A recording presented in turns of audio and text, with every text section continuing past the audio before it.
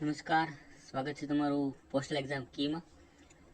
આજે આપણે chapter 6 general rules of packing, sealing and posting, manner of affixing postage stamps, એટલે કે packing, ceiling અને પોસ્ટિંગના સામાન્ય રૂલ્સ, નિયમો સમજીશું. અને પોસ્ટેજ સ્ટેમ્પ છે એને લગાડવાની રીતો, મેનર્સ કેવી રીતે લગાડવી જોઈએ એના વિશે ચર્ચા કરીશું.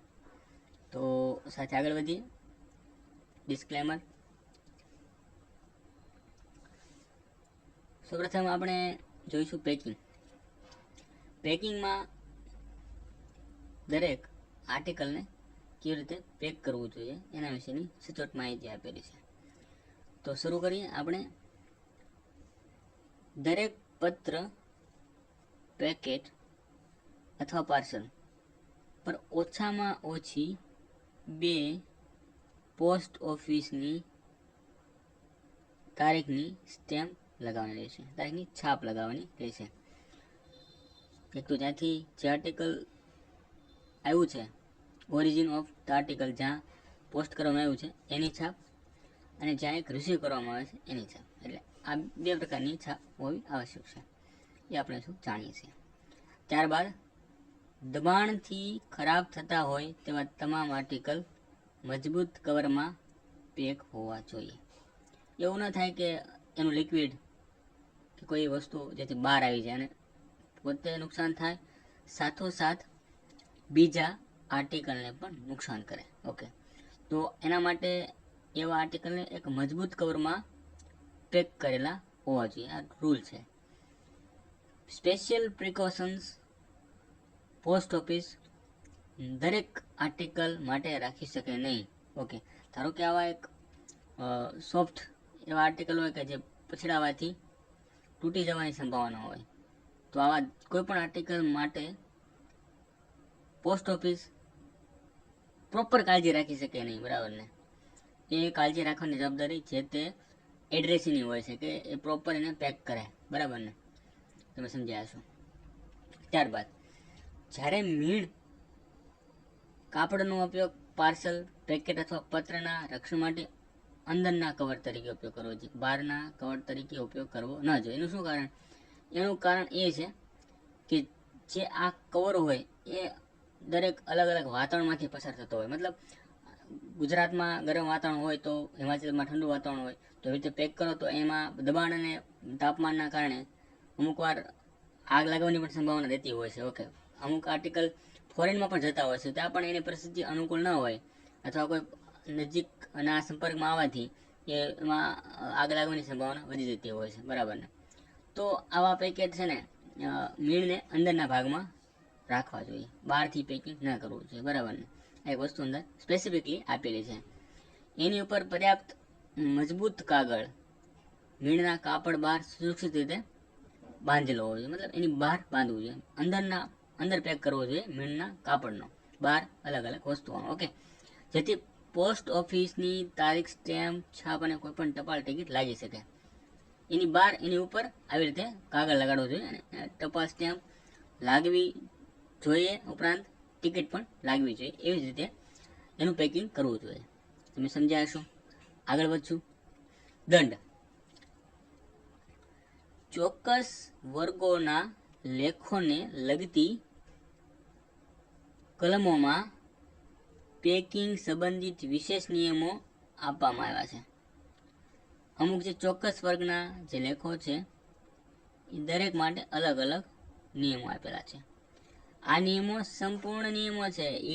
It is are absolute. It are absolute. It is નહીં, ઇટ આર એબ્સોલ્યુટ. મતલબ આ નિયમો સંપૂર્ણ છે, મતલબ પાળવા ફરજિયાત છે, જેના ઉલ્લંઘન માટે દંડનો ઉલ્લેખ કરવામાં આવેલ છે. તો દરેક પત્ર, પેકેટ અથવા પાર્સલ એવી રીતે બંધ હોવું જોઈએ કે જેથી કે તે તીક્ષ્ણ ધાર બહાર ના આવે. મતલબ તીક્ષ્ણ ધાર બહાર ના આવે એવી રીતે ન પેક કરવું જોઈએ. આ નિયમ છે, આ નિયમો એબ્સોલ્યુટ છે, સંપૂર્ણ નિયમો છે. ઓકે, અથવા કામમાં સામેલ અધિકારીઓને ઈજા કે નુકસાન કરે. તમે કામ કરતા હો અને તમને ઈજા પહોંચી જાય એવું પણ આર્ટિકલ પેક ના કરેલું હોવું જોઈએ. પત્ર વ્યવહાર અથવા પોસ્ટલ કામગીરીમાં અવરોધ પેદા કરે, એનાથી કોઈ અવરોધ પેદા થાય એવી રીતે પણ પેક કરેલું ન હોવું જોઈએ. તો આ 3 રીતો છે. કેવી રીતે? તીક્ષ્ણ ધાર બહાર ના આવવી જોઈએ, સામેલ અધિકારીનું નુકસાન ન કરવું જોઈએ, અને પત્ર વ્યવહાર અથવા પોસ્ટલ કામગીરીમાં અવરોધ પેદા ન કરાય. તો આવી રીતે દંડની પણ જોગવાઈ છે. ત્યારબાદ છે સીલિંગ. આપણે પેકિંગ કર્યું, રૂલ ઓફ પેકિંગ. હવે સીલિંગ કેવી રીતે કરવું જોઈએ, સીલ કેવી રીતે મારવું જોઈએ, સીલિંગ કેવી રીતે કરવું જોઈએ, એના વિશે વાત કરીશું. નોંધણી વગરના એટલે અનરજિસ્ટર્ડ આર્ટિકલ્સ, લેટર્સ ઓર પેકેટ્સ, બરાબર, એની વાત છે. સીલ માટે સીલિંગ મીણનો ઉપયોગ ન કરવો જોઈએ. તો એ સ્પષ્ટ લખ્યું છે, છતાં અમુક માણસો એનો ઉપયોગ કરતા હોય છે, તો એ નિયમની વિરુદ્ધ છે. શેનો ઉપયોગ ન કરવો જોઈએ? સીલિંગ મીણનો ઉપયોગ ન કરવો જોઈએ. સિવાય કે જ્યારે આ પ્રકારના સીલ આર્ટિકલ્સના રક્ષણ માટે ખૂબ જરૂરી હોય, બહુ જરૂરી હોય, ત્યારે આવું કરવાથી આર્ટિકલ પોતે અને તેની સાથેના સંપર્કમાં આવતા અન્ય આર્ટિકલને નુકસાન ન પહોંચાડે, બરાબર, નુકસાન ન પહોંચાડે. વિદેશમાં મોકલવામાં આવતા આર્ટિકલ પર ખાસ ધ્યાન રાખવું, કેમ કે એને પહોંચાડતા વાર લાગે છે, તો નુકસાન થવાની શક્યતા હોવાથી એ રીતે એનું સીલિંગ કરવું જોઈએ, બરાબર ને. મીણના સીલનો ઉપયોગ ન કરવો જોઈએ. અને અત્યારે લગભગ મોટા ભાગે મીણના સીલનો ઉપયોગ નથી થતો. ઓકે, લાખનો ઉપયોગ લગભગ થાય છે. અને અત્યારે તો હવે નવા પ્રકારના જે પ્લાસ્ટિક અથવા અમુક જે ખાસ પ્રકારનું મટીરિયલ છે એમાં યુઝ થઈને એના સ્પેશિયલ સીલિંગના આવે છે, બરાબર ને. તો આવી રીતે સીલિંગ પણ કરવું જોઈએ. રેડી. હવે આપણે પેકિંગ જોયું, સીલિંગ જોયું, અને ત્યારબાદ હવે પોસ્ટિંગ કેવી રીતે અને કોને પોસ્ટ કરવા જોઈએ એના વિશે વાત કરીશું. તો સિક્કા વગેરેનું પોસ્ટિંગ, પહેલા સિક્કા વિશે વાત કરી લઈએ. તો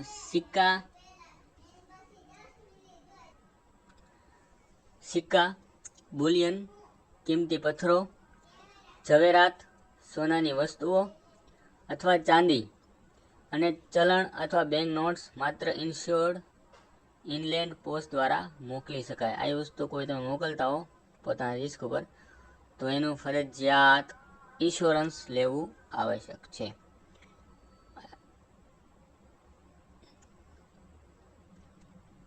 નોટ કરવા જેવી બાબત છે. સિક્કા, બુલિયન, કિંમતી પથ્થરો, ઝવેરાત, સોનાની વસ્તુઓ, ચાંદી અને બેંક નોટ્સ માત્ર ઓનલી ઇન્શ્યોર્ડ આર્ટિકલ દ્વારા મોકલી શકાય છે. ત્યારબાદ સોના અથવા ચાંદીના આર્ટિકલ્સમાં સંપૂર્ણ અથવા આંશિક રીતે બનાવેલા આર્ટિકલનો સમાવેશ થાય છે, બરાબર ને. સંપૂર્ણ થોડો ભાગ હોય અથવા આંશિક રીતે બનેલા હોય એ આર્ટિકલનો સમાવેશ થાય છે, વસ્તુનો સમાવેશ થાય છે. ઓકે, એ વસ્તુઓ, પરંતુ સિક્કા અને ઇલેક્ટ્રો અથવા અન્ય પ્લેટેડ માલનો નહીં. ઓકે,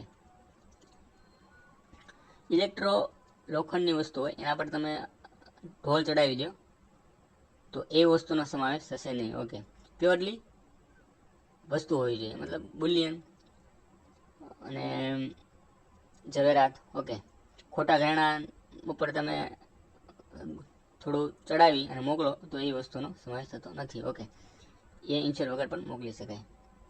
આગળ બધી પોસ્ટેજ સ્ટેમ્પ લગાવવાની રીત. પેકિંગ જોયું, સીલિંગ જોયું અને પોસ્ટિંગ જોયું. ત્યારબાદ આપણે હવે વે ઓફ અફેક્સિંગ પોસ્ટેજ સ્ટેમ્પ્સ કેવી રીતે લગાડવું છે, મેનર. ઓકે, રીત. પત્ર અથવા પેકેટ લગાડવામાં આવેલી સ્ટેમ્પ લેખને સંપૂર્ણપણે ચોટેલી હોવી જોઈએ. જે લેટર અથવા પત્ર છે, મેલ છે, એમાં જ એ સ્ટેમ્પ લગાડી હોવી જોઈએ. ધારો કે આ પત્ર છે, તો આ પત્રમાં જ એ સ્ટેમ્પ લગાડી હોવી જોઈએ, બરાબર. તેની સાથેના કોઈ પણ ભાગ અથવા કોઈ પણ અલગ લેબલ અથવા આર્ટિકલ સાથે જોડાયેલ અથવા અન્ય પણ સાથે ન લગાડવી જોઈએ. ધારો કે એડી લગાડી દઈએ પાછળ, તો એડીમાં સ્ટેમ્પ ન લગાવેલી હોવી જોઈએ, બરાબર. સ્ટેમ્પ્સ ક્યાં લગાડવાની હોય? મેન આર્ટિકલ ઉપર. એવી રીતે કોઈ લેબલ લગાડી દો તમે સાથે, તો ત્યાં પણ એ ન લગાડવી જોઈએ. ક્યાં ફરજિયાત લગાડવી જોઈએ? આર્ટિકલ ઉપર. ઓકે, પછી કોઈ એમ કહે કે મેં તો સ્ટેમ્પ્સ લગાવેલી છે પાછળના ભાગમાં, એડી સાઈડ, તો એવું ચાલે નહીં, બરાબર નહીં. ક્યાં લગાડવી જોઈએ? આર્ટિકલ ઉપર જ ફરજિયાત લગાડવી હોવી જોઈએ.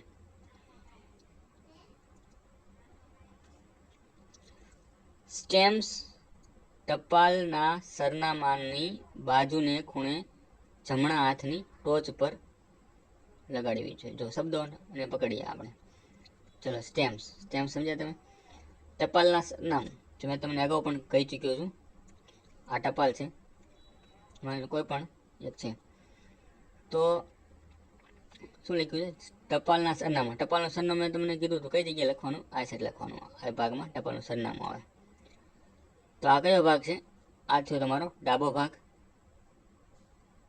આ થયો જમણો ભાગ. તમારો જે જમણો, આ છે જમણો ભાગ થયો, ડાબો છે ડાબો ભાગ થયો. તો સરનામાની બાજુને ખૂણે જમણા હાથના ટોચ ઉપર, જમણો હાથ ટોચ અહીં છે. તો આ જે જગ્યા હોય ને, તમે એન્વેલપ જોજો, આ 5 રૂપિયા વાળું એન્વેલપમાં સ્પેસિફિક જે રૂલ છે એના આધારે બનાવેલું હોય છે. બાકી તમને નોર્મલ જે તમે જોતા હો ને જે આર્ટિકલ, એમાં તમને થોડું ઘણું બાંધછોડ જોવા મળતી હોય છે. પણ તમારું જે એન્વેલપ આપણું જે છે 5 રૂપિયા વાળું, તમે પ્રોપર હશે, આમાં પ્રોપર સ્પેસ આપેલી હશે, નીચે પણ સ્પેસ થોડી હશે, બરાબર ને.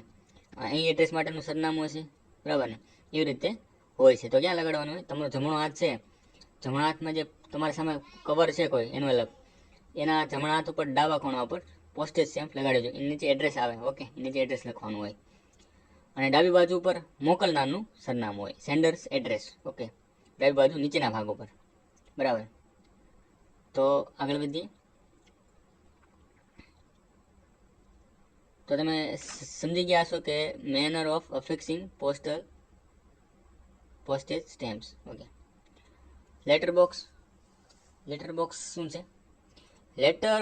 Letters, post card, inland letter cards, package, post office, mail ઓફિસમાં લેટર બોક્સ 4 સ્થળોએ મોબાઈલ પોસ્ટ ઓફિસમાં પોસ્ટ કરી શકાય છે, બરાબર ને. ચલો, ક્યાં આ વસ્તુ સમજવા જેવી છે. લેટર બોક્સમાં કઈ કઈ વસ્તુઓ પોસ્ટ કરી શકાય છે? લેટર બોક્સમાં letters, post cards, inline letter cards અને પેકેટ્સ, આ 4 પ્રકારની વસ્તુઓ છે એનો સમાવેશ. પોસ્ટ ઓફિસમાં ક્યાં કરી શકાય? અથવા મેલ ઓફિસમાં કરી શકાય, અથવા ક્યાં કરી શકાય?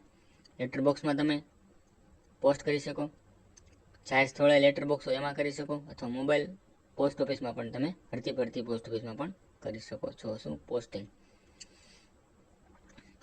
આવા આર્ટિકલ કેવા હોવા જોઈએ? સંપૂર્ણ પ્રીપેડ હોવા જોઈએ, મતલબ પાછળથી પેમેન્ટ કરેલા ન હોવા જોઈએ. જો હશે તો એનો દંડ લેવામાં આવશે, ડ્યુ થશે, અનપેડ થશે. તમે સમજ્યા હશો? સંપૂર્ણપણે કેવા હોવા જોઈએ? ટોટલી પ્રીપેડ હોવા જોઈએ. લેટર બોક્સમાં મશીન ફ્રેન્કવાળા આર્ટિકલ પોસ્ટ કરી શકાય નહીં. આપણે ફ્રેન્કિંગ આર્ટિકલમાં જોઈ ચૂક્યા છીએ, બરાબર ને. આગળ વધીએ. Posting in special letter boxes. ચલો, સ્પેશિયલ લેટર બોક્સ એવા પ્રકારના હોય કે જેમાં સ્પેસિફિક લેટરને જ આપણે પોસ્ટ કરવા જોઈએ. ધારો કે એવું લખ્યું હોય એમાં કે ફોર લેટર્સ ઓનલી, તો એમાં ફક્ત લેટર્સ અને પોસ્ટ કાર્ડ જ એડ કરી શકાય. એમાં તમે પેકેટ્સને એડ ના પોસ્ટ કરી શકો, બરાબર ને. તો સ્પેસિફિક હોય કે લેટર કાર્ડ અને પોસ્ટ કાર્ડ માટે લેટર ઓનલી.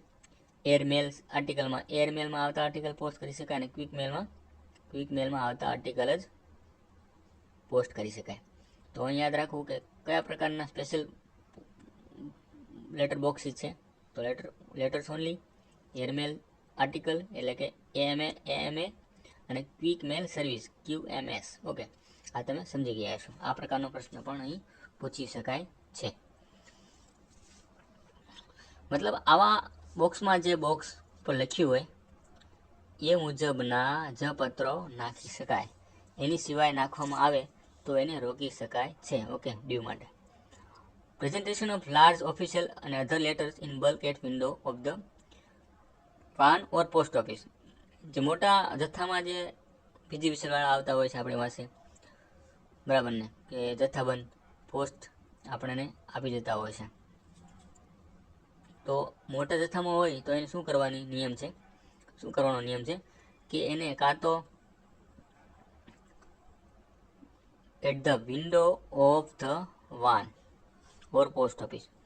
પોસ્ટ ઓફિસની બારીએ અથવા તો જ્યાં વાન અવેલેબલ છે ત્યાં આપણો કોઈ કર્મચારી લેવા જશે નહીં, પણ એમણે પોસ્ટ ઓફિસની જે વાન છે ત્યાં સુધી આપવું ફરજિયાત છે, બરાબર ને. આ નિયમ સમજવા જેવો છે, બરાબર ને. ત્યાં મોટા અધિકારી અને અન્ય જથ્થાબંધ પત્રો હોય તો વાહનના દરવાજે અથવા પોસ્ટ ઓફિસે આપવા પડે. ઓકે, આ બધા કેવા હોવા જોઈએ? ફૂલ્લી પ્રીપેડ હોવા જોઈએ, બરાબર ને, તો જ ચાલે. અને પ્રીપેડ લગાડેલો હોવા જોઈએ જથ્થાબંધ આર્ટિકલ્સ માટે. ચલો નેક્સ્ટ સમજાશો તમે. Article requiring special treatment. કેવા આર્ટિકલને સ્પેશિયલ ટ્રીટમેન્ટ આપવામાં આવે છે? તો 3 પ્રકારના આર્ટિકલ હોય છે. જો આ પણ પ્રશ્ન બની શકે, તો નીચેનામાંથી કોને સ્પેશિયલ ટ્રીટમેન્ટ આપવામાં આવે છે? તો કે રજિસ્ટર્ડ, ઇન્શ્યોર્ડ અને વેલ્યુ પેએબલ, વીપીપી, વીપીએલ. ઓકે, તો આવા 3 આર્ટિકલને યાદ રાખવા જરૂરી છે. તો 3 પ્રકારના આર્ટિકલ છે, કેવા છે? સ્પેશિયલ ટ્રીટમેન્ટ વાળા. આવા આર્ટિકલ પર સ્પષ્ટપણે રજિસ્ટર્ડ લખેલું હોવું જોઈએ, વીપીપી 4 લખેલું હોવું જોઈએ અને ઇન્શ્યોર્ડ ₹4 એવા ચિહ્નિત હોવા જોઈએ, તો જ એને સ્પેશિયલ ટ્રીટમેન્ટ મળશે. અને આવા ક્યાં લખવા જોઈએ? એડ્રેસ બાજુની ટોચ પર લખેલો હોય. જે આપણે એડ્રેસ લખવાનું તમને અગાઉ કીધું, એની ટોચ પર લખેલો હોવો જોઈએ. કે વીપી ₹4 સમથિંગ લખ્યું હોય, વીપીપી 4 ₹500. ઓકે, એવી રીતે. ત્યારબાદ ₹500થી વધુનો વીમો ધરાવતો આર્ટિકલ પોસ્ટ ઓફિસની વિન્ડો પર વિતરિત કરવું જોઈએ. ₹500થી વધુનો વીમો હોય, ઇન્શ્યોર્ડ, વીપીપી નહીં, બરાબર, ઇન્શ્યોર્ડ. ધારો કે ₹200નો વીમો લે તો તમે ડાયરેક્ટલી કરી શકો અને વિન્ડો ડિલિવરી હોમ ડિલિવરી કરી શકો છો. ત્યારબાદ જો ₹500થી વધુનો વીમો ધરાવતો ઇન્શ્યોર્ડ આર્ટિકલ, આ એક યાદ રાખવું તમારે ખાસ. અહીંથી પ્રશ્ન બની શકે કે ₹500થી વધુનો વીમો ધરાવતો આર્ટિકલ એની ડિલિવરી ક્યાં કરવી જોઈએ? પોસ્ટ ઓફિસની વિન્ડો પર, પોસ્ટ ઓફિસની બારીએ, કાઉન્ટર પર એનું ડિલિવરી કરવી જોઈએ. ચલો સમજાય છે તમે. આગળ વધીએ. Non postal stamps, charity stamps, labels અને સીલ્સ. હજુ પણ આ જે સ્ટેમ્પ્સ, સીલ છે એનો એક ચેપ્ટર આગળ આવશે. એમાં આગળ આપણે એના વિશે પણ ફરીથી ભણીશું. ઓકે, તો non postal stamps, charity stamps, labels, seals. Okay, label, stamp, seals અથવા અન્ય નિશાનો જે પોસ્ટેજ સ્ટેમ્પ નથી, પરંતુ જે પોસ્ટેજ સ્ટેમ્પ હોય એમ ભૂલથી લાગે તેવું બિડાણ અને છાપણી એડ્રેસ સાઇડ ના કરવી જોઈએ. ઓકે, તો એવું લાગે કે મિક્સ થવાની સંભાવના છે પોસ્ટેજ સ્ટેમ્પ, તો ક્યાં કરવું જોઈએ? એડ્રેસ સાઇડ ના કરવું જોઈએ, તો ક્યાં પાછળના ભાગમાં કરી શકાય એવું. ઓકે, પોસ્ટલ ફ્રેન્કિંગ મશીનની છાપ પણ સરનામાની બાજુ એવી રીતે ન બનાવવી જોઈએ કે જેથી એડ્રેસ વાંચવામાં ભૂલ થાય. ઓકે, ધારો કે ફ્રેન્ક કરે અને એડ્રેસ ઉપર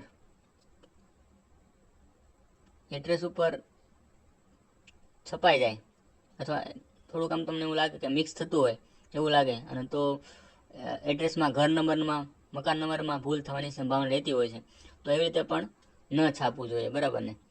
પોસ્ટેજ સ્ટેમ્પ્સની ન્યૂનતમ સંખ્યાનો ઉપયોગ કરવો જોઈએ.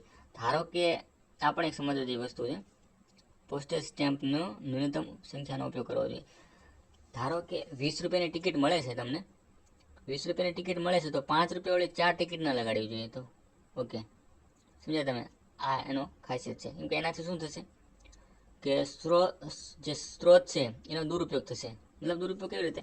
કે જરૂર નથી, જે સ્ટેમ્પ એક સ્ટેમ્પથી ₹20ની સ્ટેમ્પથી થઈ જાય છે, તો ₹5 વાળી 4 ટિકિટ શા માટે લગાડવી? એનાથી કાગળનો એક તો નુકસાન થશે, કાગળ વધુ વપરાશે, પ્લસ ઝાડવા વૃક્ષ કપાશે, તો પર્યાવરણને પણ નુકસાન થશે. આવી રીતે બ્રોડ માઇન્ડેડ વિચારવું જોઈએ. તો ઓછામાં ઓછી સ્ટેમ્પનો ઉપયોગ કરવો જોઈએ. જરૂર હોય તો સ્ટેમ્પનો ઉપયોગ કરવો જોઈએ.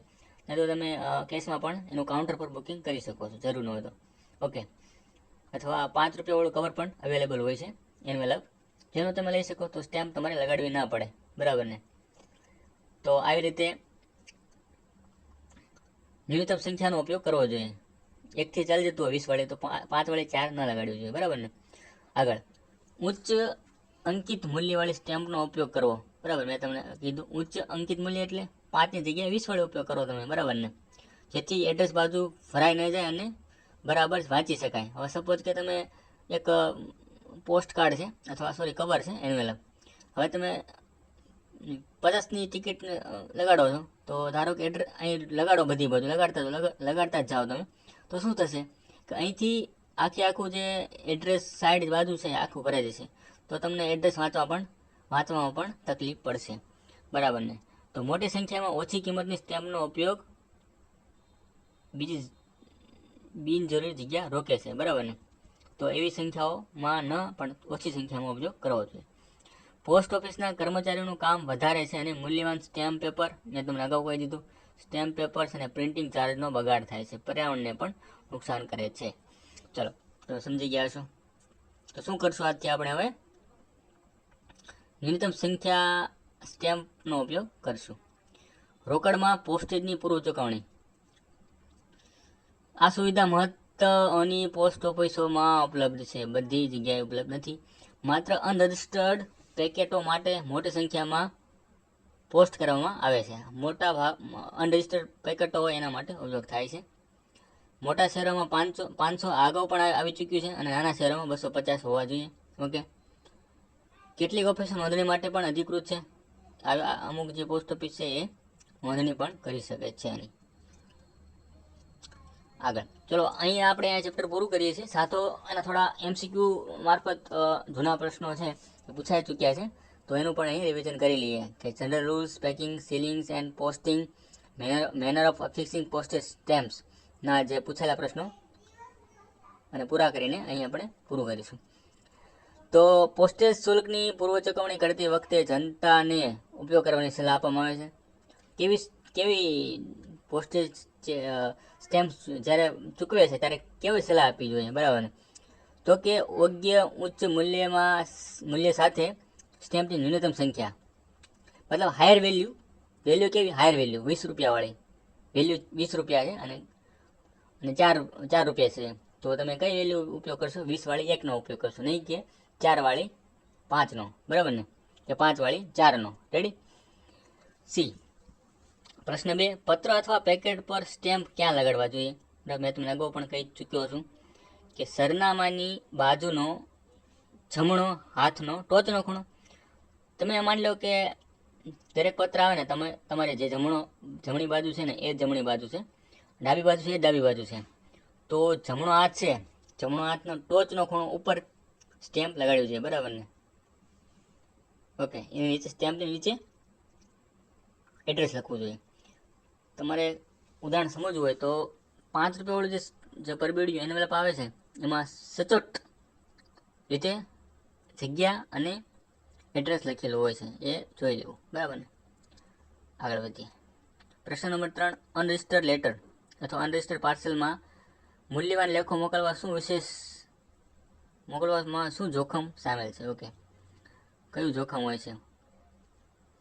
કોઈ વસ્તુને, તમારી કિંમતી વસ્તુઓ છે, ધારો કે તમે 2000ની નોટ કોઈને પૂછ્યા વગર એમના અંદર મોકલી દો RBIને, ઓકે, તો જોખમ શું થઈ શકે? ખોવાઈ જાય. ઓકે, તો એનો આપણે ટ્રેક એન્ડ ટ્રેસ કરી શકતા નથી, તો ઇસ્યુ પણ થઈ શકે. તો 2 પ્રકારના સમસ્યાઓ જોખમ હોય છે. પ્રેષક તેમની મિલકત ગુમાવવાનું જોખમ છે. બરાબર? ખોવાઈ જાય તો ટ્રેક પણ ના કરી શકાય ને યાર, તો ગુમાવવાનું જોખમ છે. દરેક વ્યક્તિના લાલચનો ભોગ બની શકે જેના હાથમાંથી લેખ પસાર થાય છે. મતલબ એવી રીતે કોઈ વ્યક્તિ દૂધે ધોયેલો નથી હોતો. ધારો કે કોઈ પોસ્ટલ કર્મચારીના હાથમાં આવે તો એવું પણ બની શકે કે એનો લાલચનો ભોગ બને. ઓકે, તો એ પણ શક્ય છે. બરાબર? તો સી અને બી બંને સાચા છે.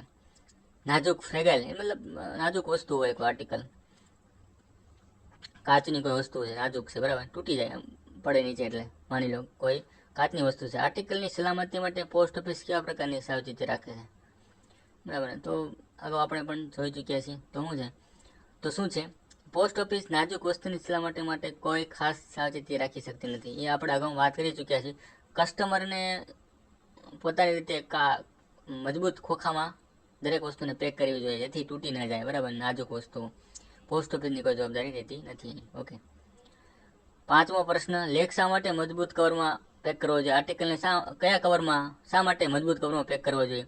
તો ટ્રાન્ઝિટ દરમિયાન મેલ બેગમાં લેખો મોટા પ્રમાણમાં દબાણ અને ઘર્ષણ અનુભવે છે. એનાથી શું થશે? દબાણ અને ઘર્ષણ થાય તો તૂટી જવાની, બગડી જવાની, ફાટી જવાની શક્યતા પણ રહેલી હોય છે. એટલે માટે એક મજબૂત કવરમાં પેક કરેલો હોવો જોઈએ. પ્રશ્ન નંબર 6, દરેક પત્ર, પેકેટ અથવા પાર્સલ પર ઓછામાં ઓછી ખાલી જગ્યા પોસ્ટ ઓફિસની તારીખના સ્ટેમ્પ સાથે સ્ટેમ્પ લગાવવો જોઈએ. કેટલા મેં તમને અગાઉ પણ કીધું છે. વન્સ અગેન, વન્સ મોર, ફોરએવર. 2. ઓકે. પોસ્ટલ આર્ટિકલ પર લગાડેલ ટપાલ ટિકિટ સિવાયની અન્ય સ્ટેમ્પ હશે તો શું કરવામાં આવશે? પોસ્ટલ આર્ટિકલ પર લગાવેલ ટપાલ ટિકિટ સિવાયની અન્ય સ્ટેમ્પ હશે, ટપાલ ટિકિટ સિવાયની, તો શું કરવામાં આવશે? તારીખ સ્ટેમ્પ દ્વારા રદ કરવામાં આવશે, લાલ શાહી દ્વારા રદ કરવામાં આવશે, રદ કરવામાં આવશે નહીં કે આમાંથી કોઈ નહીં? તો રદ કરવામાં આવશે નહીં. પ્રશ્ન નંબર 8, પોસ્ટ ઓફિસ માર્ગદર્શિકા ગાઈડ ભાગ 1 ની કલમ કઈ કલમમાં પેકિંગ, સીલિંગ, પોસ્ટિંગ, જો મેં તમને અગાઉ પણ એક જે વિડીયો બનાવ્યો હતો, જે ચેપ્ટર 1 છે, એમાં તમને દરેક નિયમો, પાઠ, પીઓ ગાઈડ અને વોલ્યુમ વિશે માહિતી આપેલી છે. તો એ પણ વિડીયો તમે જોઈ શકો છો. તો અહીં જે પીઓ ગાઈડ ભાગ 1 ની કઈ કલમમાં packing, sealing, posting, postage stamp લગાવવાની રીત અંગેના સામાન્ય નિયમો વ્યાખ્યાયિત કરવામાં આવ્યા છે. શેમાં છે? તો કે ક્લોઝ નંબર 15, આર્ટિકલ નંબર 15 થી ક્લોઝ 25, આર્ટિકલ 25 સુધી પીઓ ગાઈડ 1માં એનો સમાવેશ છે. યાદ રાખવું, 15 થી 25, 10. ઓકે, 10 નો ડિફરન્સ છે, 15 થી 25. ચલો નેક્સ્ટ, 9મો પ્રશ્ન, છેલ્લો છે આગળ જો. ઓકે, 9મો પ્રશ્ન, પીઓ ગાઈડ ભાગ 1 કલમ નંબર 17 મુજબ સિક્કાનો સમાવેશ થતો નથી. શેમાં સમાવેશ થતો નથી? તો કે ચલણ વિભાગ અને ટંકશાળ વતી મોકલવામાં આવેલ નકલી સિક્કા, એનો સમાવેશ સિક્કામાં થતો નથી. રૂપિયાનો સિક્કો છે, તો નકલી સિક્કાની વાત છે. ચલણ વિભાગ અને ટંકશાળ વતી મોકલવામાં આવેલ નકલી સિક્કા, એનો સમાવેશ થતો નથી. ઓકે, 10 નંબરનો પ્રશ્ન, પીઓ ગાઈડ ભાગ 1 કલમ નંબર 17 મુજબ જ્વેલરીનો સમાવેશ શેમાં થાય છે? ઘડિયાળ. તો માની લો કે જ્વેલરી તમને પૂછે તો સોનાની ઘડિયાળ હોય તો એ શું થયું? જ્વેલરી જ છે, એ વોચ નથી, બરાબર ને? શું છે? જ્વેલરી છે, ઘડિયાળ. જેના કેસો સંપૂર્ણપણે અથવા મુખ્યત્વે ચાંદીથી બનેલા હોય. ચાંદીથી બનાવો કે સોનાથી બનાવો, ઘડિયાળ શું છે? એક ઘરેણું છે, જ્વેલરી છે. ઘડિયાળો કે જેના કેસો સંપૂર્ણપણે અથવા મુખ્યત્વે પ્લેટિનમથી બનેલા છે. 3 વસ્તુ આવી ગઈ, બરાબર? ઉપરોક્ત તમામ. તમે ચાંદીની ઘડિયાળ પહેરો કે સોનાથી બનાવેલી પહેરો કે પ્લેટિનમથી બનાવેલી, કિંમતી વસ્તુઓ છે, બરાબર?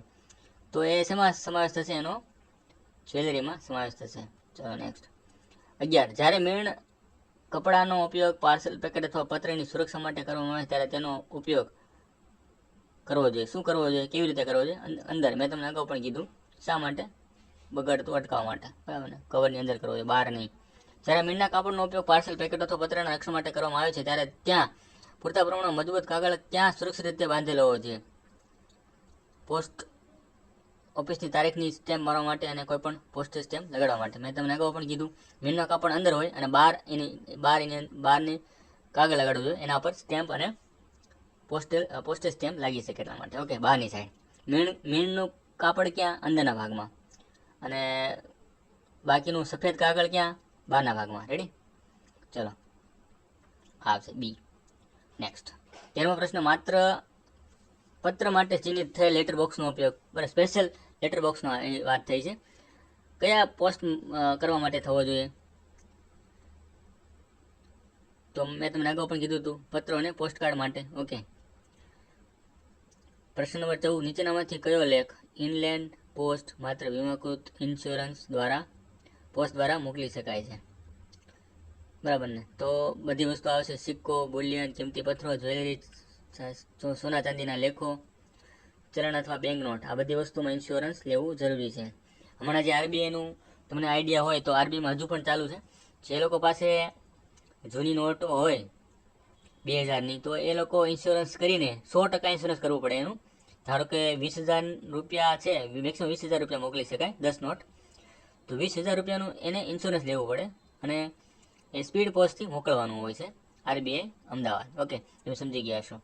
તો એટલે ચલણ નોટ અને બેંક નોટ એમાં પણ ઇન્સ્યોરન્સ લેવો ફરજિયાત છે, બરાબર ને? આ સમજી ગયા છો તમે. ચલો આગળ વધીએ હવે.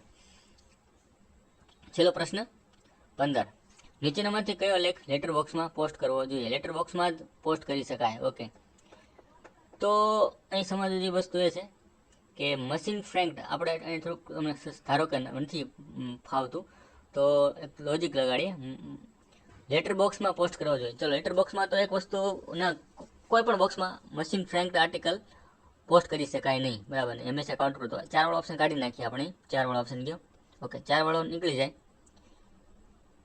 સોરી, 5 વાળો, 5 છે ને, 5 વાળો ઓપ્શન, 5 વાળો કાઢી નાખીએ. એક આ ગયું, ઉપરના બધા 2 ગયા. આપણે 50%માં આવી ગયા. 50%. ઓકે, આવા પ્રકારના પ્રશ્ન આવી રીતે સોલ્વ કરવા જોઈએ. 50% આપણે આવી ગયા. આપણી પાસે 2 અને 3 છે, અને 1, 2, 3 અને 4 છે. ઓકે, તો લેટર છે, પોસ્ટ કાર્ડ છે, લેટર કાર્ડ છે અને પેકેટ્સ. તો આ જવાબ આવશે બી. ઓકે, ચલો, thank you for watching this video. Thank you so much. ચલો આવજો. હવે પછી નેક્સ્ટ વિડીયોમાં મળીએ આપણે.